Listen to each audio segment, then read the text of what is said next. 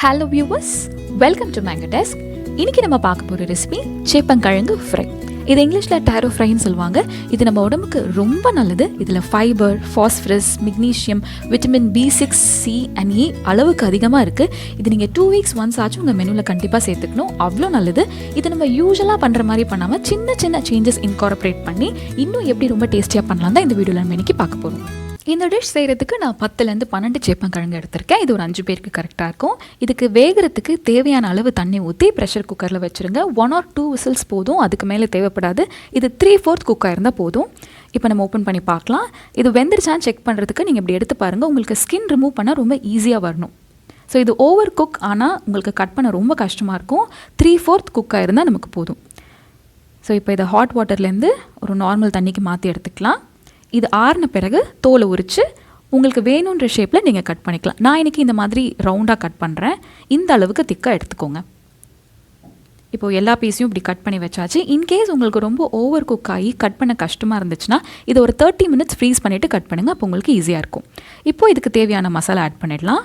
First தேவையான அளவு உப்பு, 1 tablespoon red chilli powder,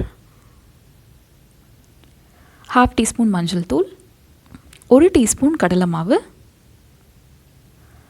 1 teaspoon rice flour or cornflour. இதெல்லாம் சேர்த்துட்டு இப்படி நல்லா டாஸ் பண்ணுங்கள். நல்லா மசாலா நல்லா ஈவனாக ஸ்ப்ரெட் ஆகிற அளவுக்கு டாஸ் பண்ணுங்கள். மோஸ்ட்லி கை யூஸ் பண்ண வேண்டாம். இந்த மாதிரி கார்னர்ஸ் எல்லாம் தள்ளி விட்டுக்க மட்டும் நீங்கள் யூஸ் பண்ணுங்கள். இது ரொம்ப ஸ்டிக்கியாக இருக்கும். நீங்கள் டாஸ் பண்ணாலே உங்களுக்கு மசாலா நல்லா ஈவனாக ஸ்ப்ரெட் ஆயிரும். ஸோ இப்போ இதை நல்லா ஸ்ப்ரெட் பண்ணிவிட்டு ஒரு 10 minutes ஊற வைங்க. இதில் நீங்கள் சாம்பார் பவுடர் கூட ஆட் பண்ணலாம். இன்னும் டேஸ்ட் ரொம்ப நல்லாயிருக்கும்.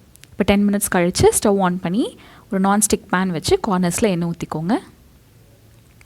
ஆயில் நல்லா ஈவனாக ஸ்ப்ரெட் ஆகிற அளவுக்கு மிக்ஸ் பண்ணிக்கோங்க. இப்போது நம்ம மேரினேட் பண்ணி வச்சுருக்கிற சேப்பங்கிழங்கு பீசஸை இதில் ஒன்று ஒன்றா சேர்த்துக்கலாம்.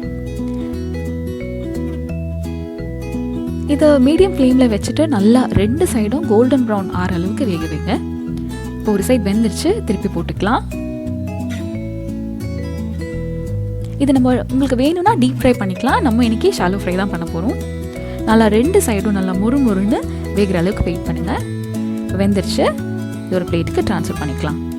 நம்மளோட சூப்பர் கிறிஸ்பி சேப்பங்கிழங்கு ஃப்ரை ரெடி ஆகிடுச்சு. நீங்களும் இந்த ரெசிபியை கண்டிப்பாக ட்ரை பண்ணி பாருங்கள். உங்களுக்கு ரொம்ப பிடிக்கும் அண்ட் இது ரொம்ப ஹெல்த்தி. இது ஒரு மஸ்ட் ட்ரை ரெசிபி. இந்த வீடியோ உங்களுக்கு பிடிச்சிருந்தா நம்ம மேங்கோ டெஸ்க் சேனலை மறக்காமல் சப்ஸ்கிரைப் பண்ணுங்கள்.